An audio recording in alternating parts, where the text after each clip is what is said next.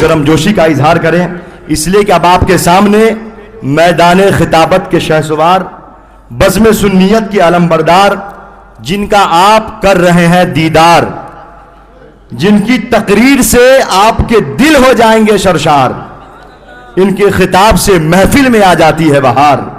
آپ ہو جائیے نا تیار، آ رہے ہیں میدان خطابت کے شہسوار، بزم سنیت کی علم بردار، حضرت علامہ مولانا مختار احمد صاحب قبلہ۔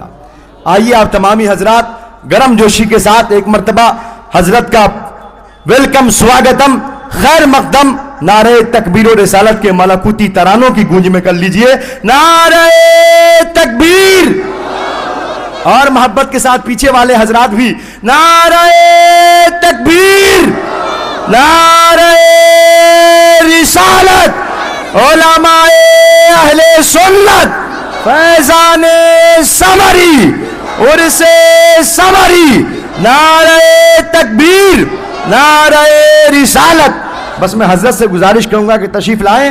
لو مسلک رضا کے وفادار آ گئے، لو مسلک رضا کے وفادار آ گئے، لے کر پیام سید ابرار آ گئے، خطابت کے گفتار کے فنکار آ گئے، سنبھل کے بیٹھو حضرت مختار آ گئے۔ اللہ قاضی اہل سنت دہلی، مفتی شریعت، پیر طریقت، حضرت علامہ مفتی الشاہ محمد میاں ثمر دہلوی رحمت اللہ تعالی علیہ کے عرس پاک میں حاضر۔ ایک زمانہ وہ تھا جب یہاں کے جلسوں میں وہ ہماری نگاہوں کے سامنے جلوہ گر ہوتے تھے۔ آج وہ نگاہوں کے سامنے نہیں مگر ان کی روحانیت جلوہ گر ہے۔ یہ شاید 8واں عرس ہے، 8واں عرس، 8 سال ہو گئے حضرت کو رخصت ہوئے۔ جب حضرت ظاہری نگاہوں کے سامنے تشریف فرما ہوتے تھے تو حضرت امام مسجد شیخان حضرت مولانا قاری فروغ صاحب نے بالکل صحیح فرمایا کہ میں اکثر یہاں کے جلسوں میں حاضر ہوتا تھا۔ حضرت حکم فرماتے تھے، حاضری ہوتی تھی، اور شاید لگ بھگ 40 سال سے میں یہاں کے جلسوں میں حاضر ہو رہا۔ اور حضرت کے بعد تھوڑی حاضری کم ہو گئی۔ آج حضرت کے عرس میں حاضر ہوں۔ لوگ کہیں کہ حضرت کی کوئی کرامت، تو میوات کے ان مسلمانوں کے دلوں میں سنیت کا اجالا پھیلا ہوا ہے، یہ حضرت ہی کی کرامت ہے۔ بے شک، سبحان اللہ، سبحان اللہ۔ وہاں کا جو ماحول اور وہاں ایمان کے رہزنوں نے جو جال پھیلائے تھے، اس سے وہی بچے جو حضرت قاضی اہل سنت کے دامن کے سائے میں آ گئے۔ بے شک، کیا بات ہے، سبحان اللہ۔ انہوں نے وہاں سنیت کی حفاظت کی، سنیت کی اشاعت کی، اور مدینے والے کے غلاموں کو ان کے گستاخوں کے جالوں میں پھنسنے سے بچا لیا۔ حضرت قاضی اہل سنت جہاں علم کا کوہ ہمالا تھے، وہاں عمل میں بھی اپنے دور میں ایک عام حیثیت رکھتے تھے۔ وہ مفتی شریعت بھی تھے اور شیخ طریقت بھی تھے۔ آج ان کے عرس کی یہ تقریب ہے۔ ان کی زندگی کا مشن رہا سنیت کو بچانا اور سنیوں کے ایمان کی حفاظت کرنا۔ بہت بڑے باپ دادا کے بھی وہ بیٹے تھے، مگر انہوں نے جھنڈا امام احمد رضا کے مسلک اعلی حضرت کا لہرایا، بے شک، سبحان اللہ۔ سنیت کا چراغ جلایا اور سنیوں کو گستاخان رسول کے قبضے میں جانے سے بچایا۔ آج کے اس عرس پاک کی محفل میں نے قرآن پاک کی جو آیت کریمہ تلاوت کی، اسی سے متعلق ہو کر چند باتیں پیش کروں گا۔ رب تعالیٰ فرماتا ہے ان الذین قالوا ربنا اللہ، سنو ایمان والو سنو، اپنے رب کا فرمان سنو۔ رب فرماتا ہے جن لوگوں نے کہا ہمارا رب اللہ ہے، ہمارا پروردگار اللہ ہے، صرف کہا، کہنے سے ہی کام چلا، فرمایا نہیں، جنہوں نے کہا کہ ہمارا پروردگار اللہ ہے پھر اس پر ثابت قدم رہے، اس پر ڈٹے رہے، اس پر مضبوط رہے، اور ایسے مضبوط رہے کہ چاہے کتنا ہی بڑا طوفان اٹھے، چاہے کتنا ہی بڑا سیلاب آئے، چاہے ماحول کچھ بھی ہو، چاہے حالات کچھ بھی ہو، مگر انہوں نے اپنے رب پر ایسا ایمان اختیار کیا کہ پہاڑ ان کے اوپر ٹوٹ پڑے تب بھی وہ اسی پر قائم رہے، طوفان آ کر ٹکرائے تو طوفانوں نے دم توڑ دیا، مومنوں کے قدم نہیں ہلا پائے، اس پر قائم رہے، اللہ کو اپنا رب کہا، اور جو اللہ کو اپنا رب کہے گا وہ اللہ کے سارے بھیجے ہوئوں کو بھی مانے گا، اللہ کے رسولوں کو بھی مانے گا۔ جب اللہ کو اپنا رب کہے گا تو اللہ نے جتنے رسول بھیجے، اللہ نے جتنے نبی بھیجے، ان سب پر ایمان لائے گا۔ حضرت آدم علیہ السلام سے لے کر رسول کونین تک جتنے بھی نبی آئے، جتنے بھی رسول آئے، وہ سب پر ایمان لائے گا، اور ساتھ میں یہ بھی عقیدہ رکھے گا کہ ہر رسول، ہر نبی ہمارے لیے قابل ہے، جتنے رسول بھیجے، جتنے نبی بھیجے۔ اللہ کو ماننے کا تقاضا ہے کہ سب کو مانا جائے، اس لیے ہمارا ایمان ہے کہ حضرت آدم سے لے کر رسول کونین تک جتنے بھی نبی آئے، جتنے بھی رسول آئے، سب برحق ہیں، سب قابل احترام ہیں، اور ہم سب کا ادب کرتے ہیں، لیکن یہ بھی یقین رکھتے ہیں کہ بے شک ہر نبی، ہر رسول محترم ہے، قابل احترام ہے، باعظمت ہے، لیکن آمنہ کا لال سارے رسولوں کا سردار ہے، سارے نبیوں کا تاجدار، ان کی شان فرماتے ہیں امام اہل سنت اعلیٰ حضرت امام احمد رضا خان فرماتے ہیں اور سچ فرماتے ہیں کہ سب سے اولا و اعلیٰ ہمارا نبی، سب سے بالا و والا ہمارا نبی، سارے اونچوں میں اونچا سمجھیے جسے، ہے اس اونچے سے اونچا ہمارا نبی۔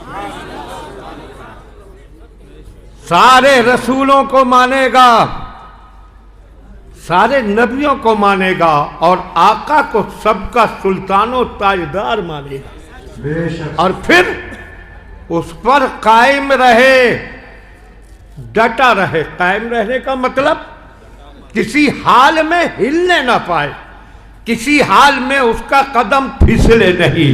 اور پڑھیے اسلام کی تاریخ کو، جن لوگوں نے اللہ کو اپنا رب کہا، جو خدا کی وحدانیت پر ایمان لائے، جنہوں نے سرکار کی رسالت کو مانا، ان کو راستے سے ہٹانے کے لیے کیسے کیسے طوفان آئے، مگر طوفان مٹ گئے، ان کا قدم نہ ہلا سکے۔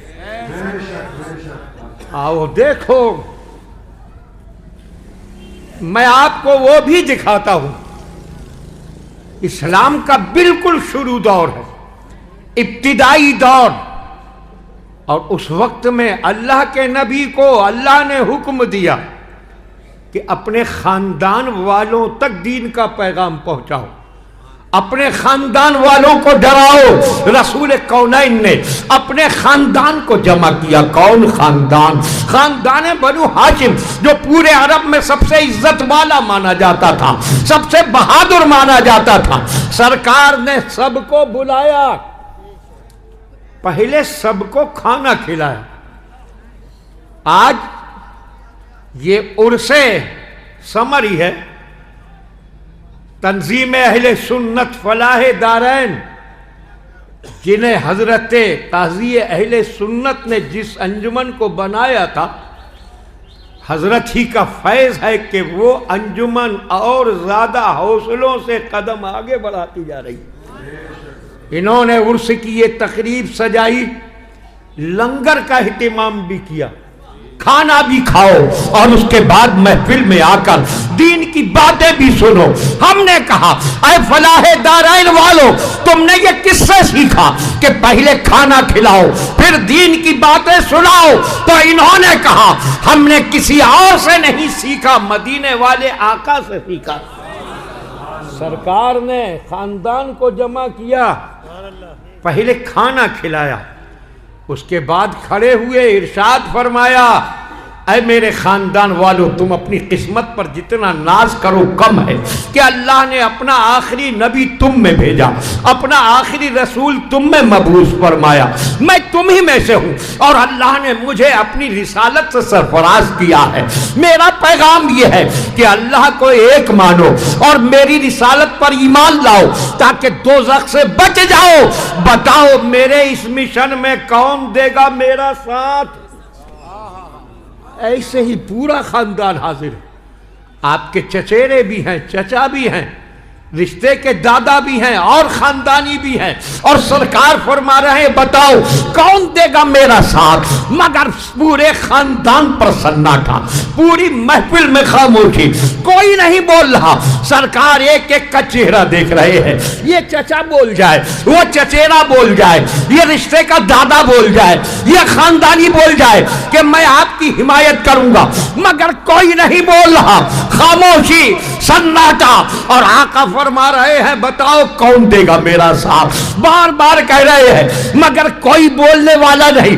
اچانک ایک بچکانی آواز بلند ہوئی، اے اللہ کے رسول، کوئی آپ کا ساتھ دے نہ دے مگر میں آپ کے ساتھ ہوں۔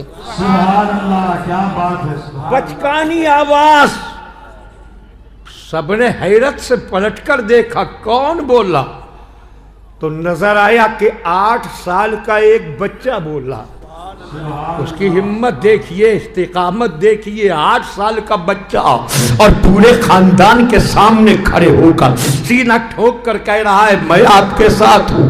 کوئی نوجوان نہیں بولا، کوئی جوان نہیں بولا، کسی ادھیر نے زبان نہیں کھولی، کسی بوڑھے نے بھی بولنے کی ہمت نہ کی۔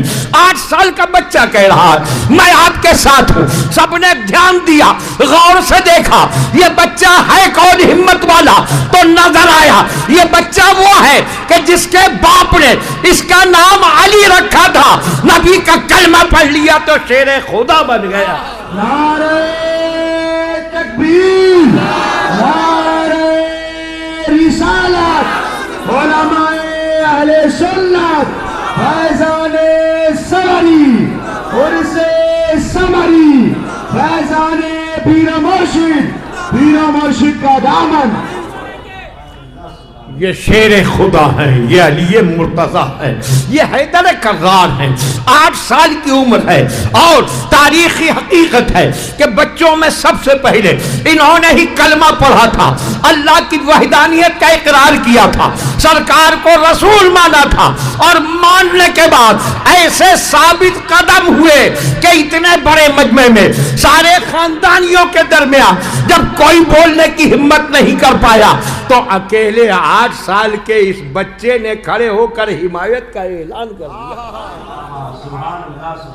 آپ حضرات تھوڑا آگے ایسے تشریف لیا، ہاں ایسے گھوم کے بیٹھ جائیے۔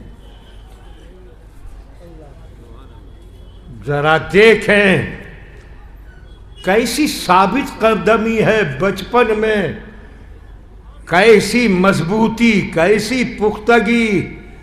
دنیا پکار اٹھی کہ بچپن میں جس کی ہمت کا یہ عالم ہے تو جوانی میں کیا عالم ہوگا۔ اور جب جوانی کی بات آئی تو اعلیٰ حضرت امام اہل سنت امام احمد رضا پکار اٹھے، بحر تسلیم علی میدان میں سر جھکے رہتے ہیں تلواروں کے۔ جب دشمن کے مقابلے پر آتا ہے اور تلواروں سے لڑائی ہوتی ہے تو دشمن سامنے آتا ہے تو دشمن کی تلوار حملے کو اٹھا کرتی ہے، مگر علی کی شان یہ ہے کہ جب علی دشمنوں کے سامنے آتے ہیں تو دشمنوں کی تلواریں ان پر حملے کو اٹھا نہیں کرتی بلکہ ان کی سلامی کے لیے جھک جایا کرتی۔ سبحان اللہ، سبحان اللہ۔ اور جب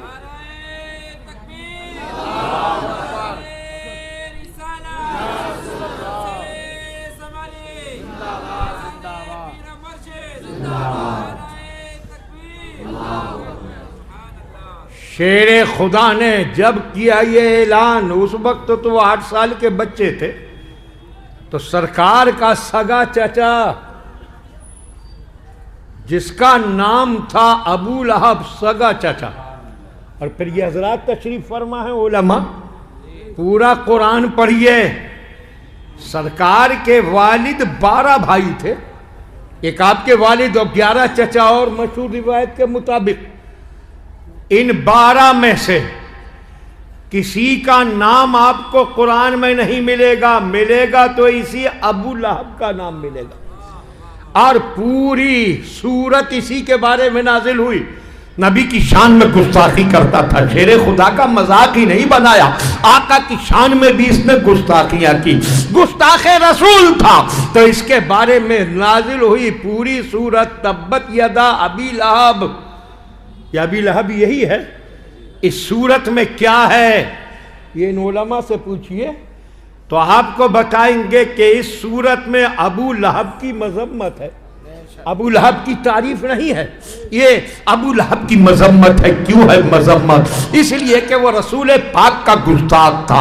آج جب سنی علماء، وہابیوں، دیوبندیوں جو کہ گستاخ رسول ہیں، ان کے چہرے سے نقاب اٹھا کر ان کی حقیقت بتاتے ہیں تو کتنے لوگ کہتے ہیں کہ ارے کسی کو برا مت کہو، برا نہیں کہنا چاہیے۔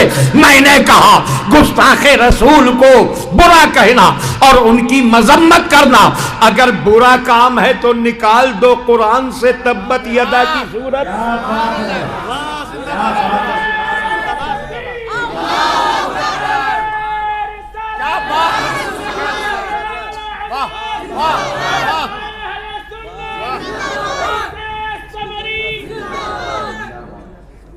نکالو قرآن سے تبت یدا کی صورت کے، اس میں گستاخ رسول کی مذمت ہے۔ اور صورت تو بہت بڑی بات ہے۔ اگر دنیا کے سارے باطل پرست پوری طاقت لگا دیں کہ قرآن سے ایک حرف نکال دیں تو نہیں نکال سکتے، کتنی ہی کوشش کر لیں قرآن کا زبر زیر نہیں بدل سکتے۔ دنیا کی اگر ساری حکومتیں مل کر کسی کتاب کو مٹانا چاہیں، پوری دنیا کے گھر گھر کی تلاشی لے لیں، ہر جگہ ڈھونڈ لیں، اور وہ کتاب جہاں جہاں بھی موجود ہو سب کو جمع کر کے سمندر میں ڈال دیں، وہ کتاب ختم ہو جائے گی۔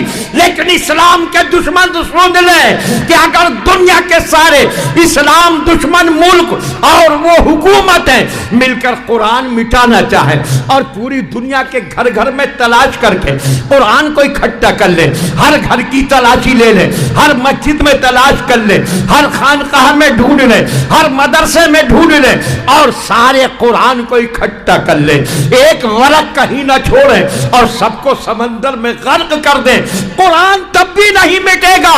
ہماری قوم کے 10-10 سال کے بچے کاغذ اور قلم لے کر بیٹھیں گے اور پورا قرآن پھر کاغذ پر اتار دیں گے۔ دنیا کی ہر کتاب کاغذ کے صفینوں میں محفوظ ہے اور قرآن مومنوں کے سینوں میں محفوظ ہے۔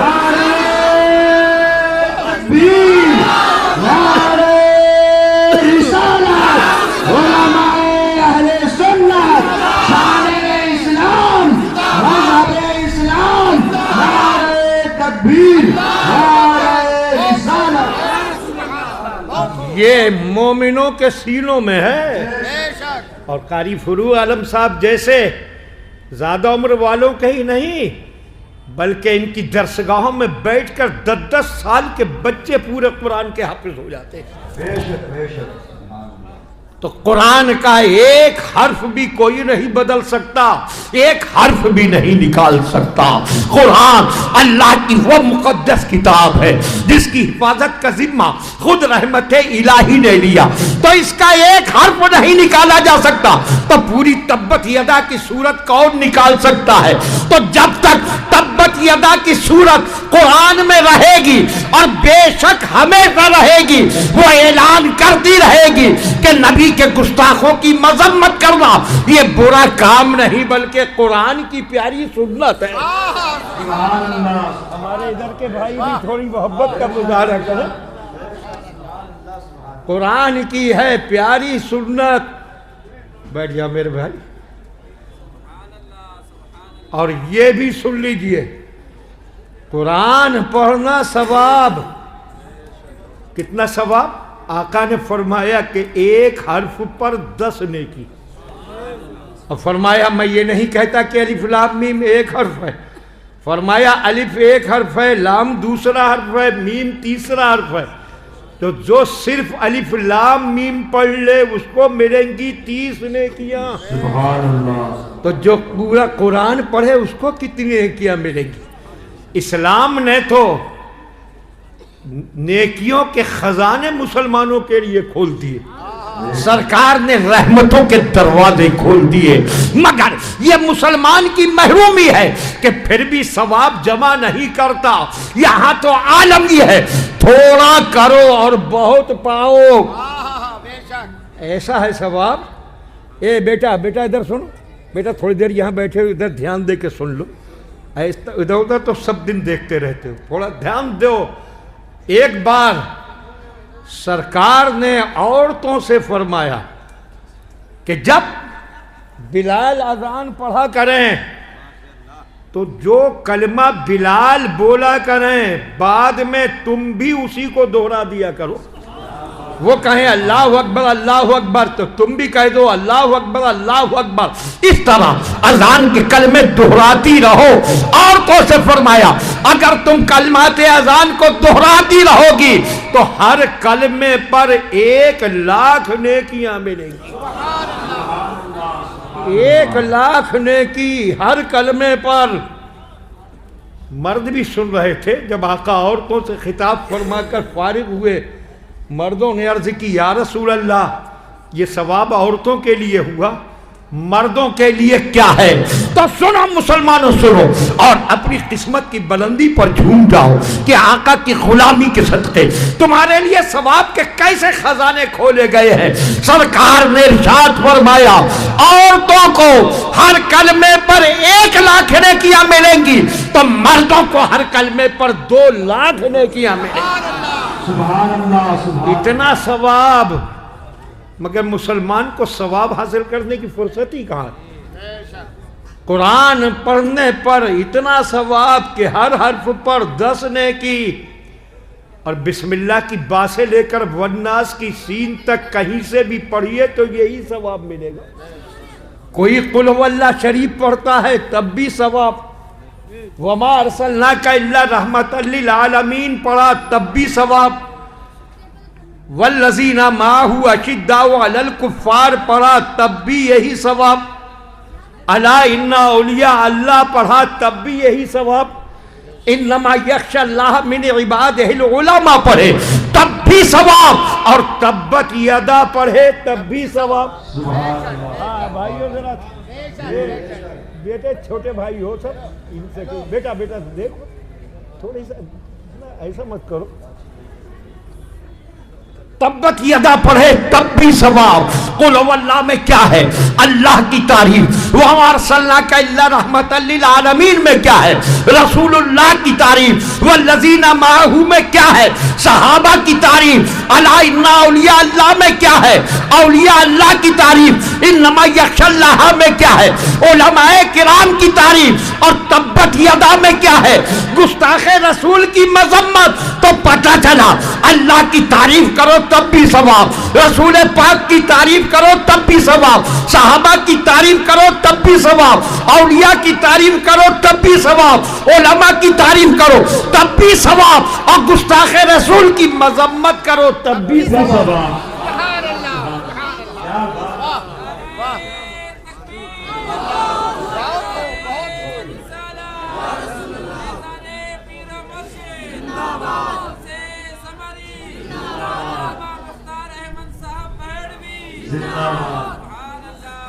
اسی لیے تو اعلیٰ حضرت نے فرمایا دشمن احمد پہ شدت کیجیے.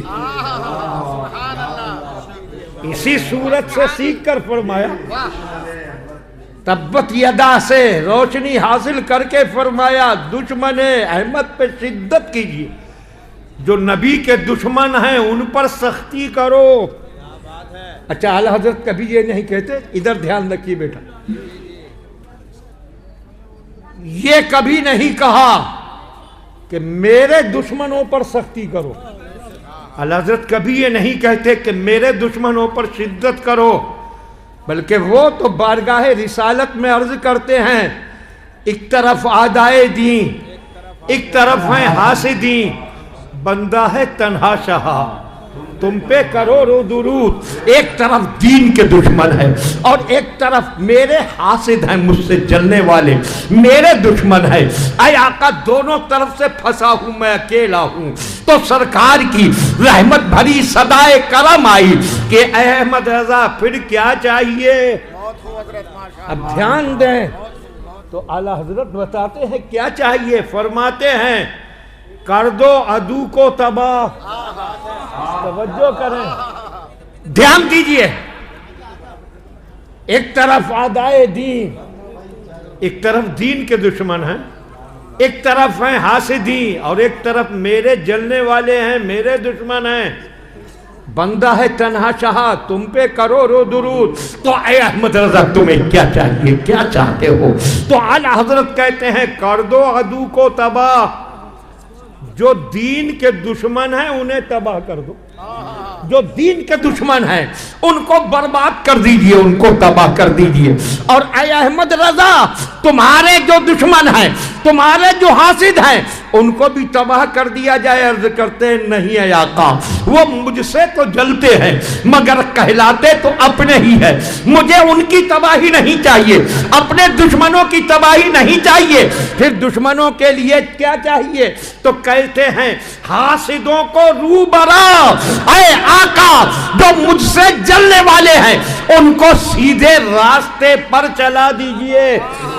سبحان اللہ. جو دین کے دشمن ہیں ان کو تباہ کر دو اور جو میرے دشمن ہیں ان کو تباہی ان کی مجھے نہیں چاہیے بلکہ ان کو سیدھے راستے پر لگا دیجئے.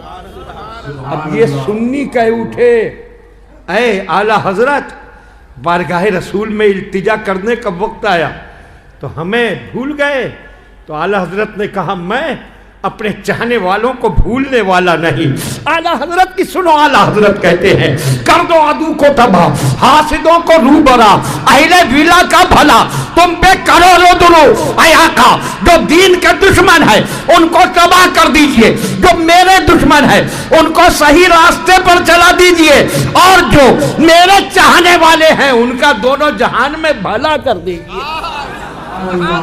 تو اپنے دشمنوں پر سختی کو کبھی نہیں کہا، ان کے لیے تو یہی مانگا کہ یہ سیدھے راستے پر چلیں. ہاں نبی کے دشمنوں کی بات آئی تو اعلیٰ حضرت نے کہا دشمن احمد پہ شدت کیجئے، ملحدوں سے کیا مروت کیجئے، شرک ٹھہرے جس میں تعظیم حبیب، اس برے مذہب پہ لعنت کیجئے.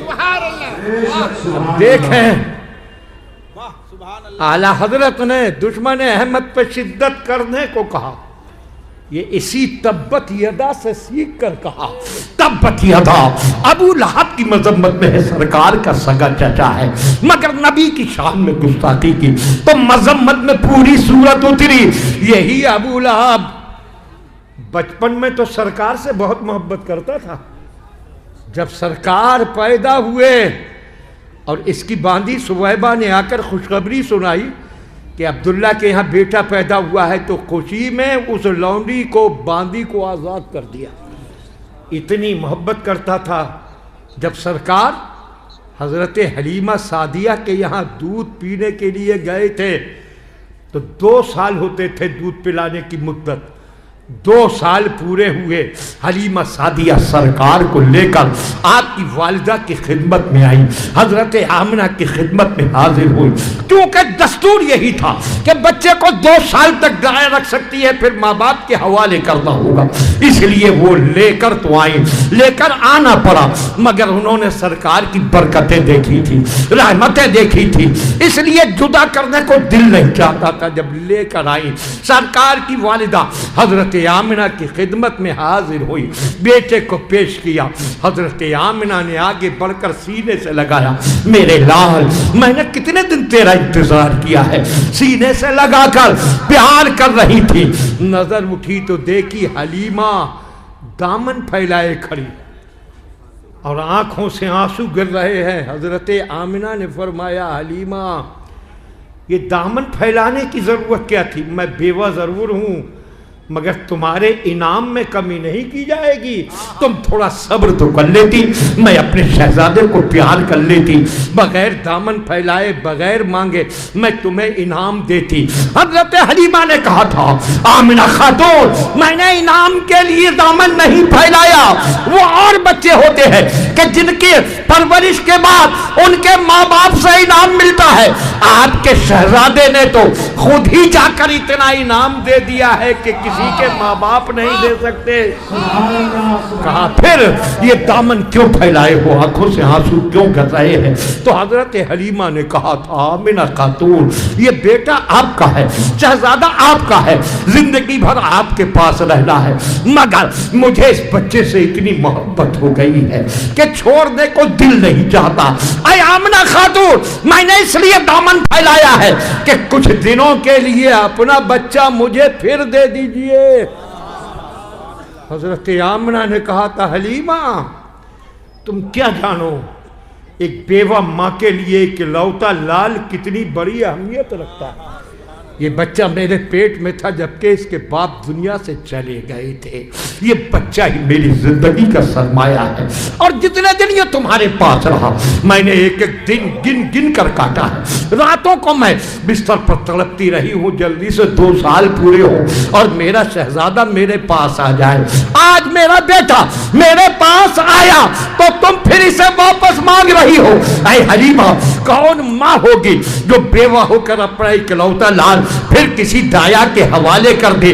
مگر اے حلیمہ ہمارے دروازے سے کسی کے دامن کو خالی نہیں لوٹایا جاتا، تم نے دامن پھیلایا ہے تو تمہاری مراد میں ضرور دوں گی، میرے بچے کو لے جاؤ، جب تک دل چاہے اپنے پاس رکھنا، جب دل چاہے واپس پہنچا دینا۔ حضرت حلیمہ پھر لے گئیں، 2 سال اور رکھا اور 2 سال کے بعد پھر واپس لے کر آئی، اور جب واپس لے کر آ رہی تھیں تو شہر مکہ کے کچھ دوری پر قریب میں ہی جنگل میں انہیں حاجت محسوس ہوئی۔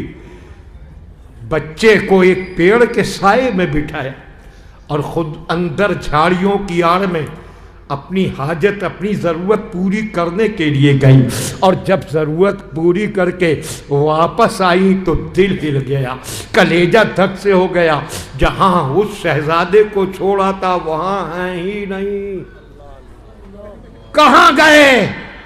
سوچا 4 سال کی عمر ہے، ہو سکتا ہے ادھر ادھر چلے گئے ہوں، ادھر دیکھا ادھر دیکھا مگر کہیں نہ ملے۔ اب تو حضرت حلیمہ کا حال بے حال ہو گیا، کبھی جھاڑیوں میں گھس جاتی ہے، کبھی پتھروں کے پیچھے تلاش کرتی ہے، کبھی ادھر دوڑتی ہے کبھی ادھر دوڑتی ہے، مگر جب سرکار کا پتہ نہ چلا تو روح بلک اٹھی، دل تڑپنے لگا، آنکھوں سے آنسوؤں کی دھاریں بہنے لگی، جنونی کیفیت طاری ہو گئی۔ کبھی پیڑوں سے لپٹ جاتی ہے، پیڑوں تم ہی کچھ بولو، کہاں گیا آمنہ کا شہزادہ؟ کبھی پتھروں پر گر پڑتی، اے پتھروں تم ہی بتا دو میرا بچہ کہاں چلا گیا؟ کبھی جھاڑیوں کے سامنے بلکتی، اے جھاڑیوں تم نے دیکھا ہو تو تم ہی بتا دو۔ کبھی میدان میں کھڑی ہو جاتی، اے ہواؤں آج تم میرے شہزادے کی خوشبو کیوں نہیں لا رہی ہو؟ کہیں سے اس کی خوشبو لے آؤ۔ جنونی کیفیت ہے، جھاڑیوں میں گھسنے سے کپڑے پھٹ گئے ہیں، چہرے پر بدن پر خراشیں آ گئی ہیں۔ یہی حال تھا کہ اچانک مکے کا ایک بوڑھا مشرک کافر آ گیا، اس نے دیکھا، کہا اے عورت یہ بے چینی کیسی، یہ بے تابی کیسی، یہ کی حال کیوں ہے؟ انہوں نے سارا ماجرا سنایا، میں مکے سے ایک بچہ لے گئی تھی دودھ پلانے کے لیے، بیوہ ماں کا اکلوتا لال ہے، 2 سال پہلے واپس لائی مگر پھر میں مانگ کر لے گئی، آج واپس کرنے آئی تھی کہ اس جنگل میں آ کر اس پیڑ کے نیچے بٹھا کر میں اپنی ضرورت پوری کرنے چلی گئی، لوٹ کر آئی تو بچے کا پتہ نہیں، ایک ایک پتھر کے پیچھے میں نے ڈھونڈ لیا، ہر جھاڑی میں تلاش کر لیا، ادھر ادھر سب میں نظر دوڑا دی، مگر کہیں بچے کا پتہ نہیں ہے۔ بڑے میاں وہ بچہ ایک بیوہ ماں کا اکلوتا لال ہے، یہ سوچ کر کلیجہ پھٹ رہا ہے کہ اس ماں کو کس منہ سے یہ خبر سناؤں گی کہ بچہ جنگل میں غائب ہو گیا، نہ جانے کوئی درندہ لے گیا، بھیڑیے نے اٹھا لیا، یا کیا ہوا۔ وہ بیوہ ماں اپنے اکلوتے لال کے بارے میں سن کر کیسے برداشت کرے گی، میرا دل پھٹا جا رہا ہے۔ اس بوڑھے نے کہا پریشان مت ہو، آپ میرے ساتھ آ، یہ وہ شہر ہے کہ جہاں ہمارے سینکڑوں معاذ اللہ خدا رہتے ہیں، آپ میں اپنے خداؤں کے پاس لے کر چلوں۔ وہ اپنے بت خانے میں لے گیا جہاں اس کے جھوٹے معبود جگہ جگہ کھڑے تھے، ایک سب سے بڑا تھا، اس کے سامنے گیا، ہاتھ جوڑے، اس کے سامنے ماتھا ٹیکا اور کہا اے میرے معبود، میں تجھے کب سے پوجتا آیا، کب سے تیری عبادت کرتا آیا، آج تک میں نے تجھ سے کچھ نہیں مانگا مگر آج مانگنے آیا ہوں۔ یہ قبیلہ بنو سعد کی خاتون ہے، یہ مکے سے ایک بچہ لے گئی تھی دودھ پلانے، اس کو آج لے کر واپس آئی تو بچہ جنگل میں غائب ہو گیا، یہ بہت پریشان ہے۔ اے میرے معبود، یہ بتا رہی ہے بچہ بڑا خوبصورت ہے، بچہ بڑا پیارا ہے، اس کا نام محمد ہے، اور جیسا ہی نام پاک اس نے زبان سے لیا، اچانک ایک گرج سنائی دی اور سارے بت اوندھے منہ زمین پر گر پڑے، اور اس بڑے بت سے آواز آئی ارے تو نے کس کا نام لیا؟ سن، جس کا نام محمد ہے وہ دنیا میں راستہ بھولنے نہیں آیا بلکہ بھولے ہوا کو منزل تک پہنچانے آیا ہے، وہ کبھی بھٹک نہیں سکتا، جو اس کا دامن پکڑ لے گا وہ بھی کبھی نہیں بھٹکے گا۔ تکبیر، نعرہ رسالت، علماء اہل سنت، علامہ مولانا مختار احمد صاحب قبلہ، نعرہ تکبیر، نعرہ رسالت۔ بوڑھے نے کہا اے عورت، تیرا معاملہ تو بڑا عجیب لگ رہا ہے، میں تیری کوئی مدد نہیں کر سکتا۔ اب حضرت حلیمہ کیا کرتی، بھاری قدموں سے سرکار کے گھر آئی، حضرت آمنہ پر جیسے ہی نظر پڑی سسکنے لگی۔ حضرت آمنہ نے فرمایا اے حلیمہ کیا بات ہے، تم آتے ہی رونے کیوں لگی، اور میرا لخت جگر کہاں ہے، میرا پیارا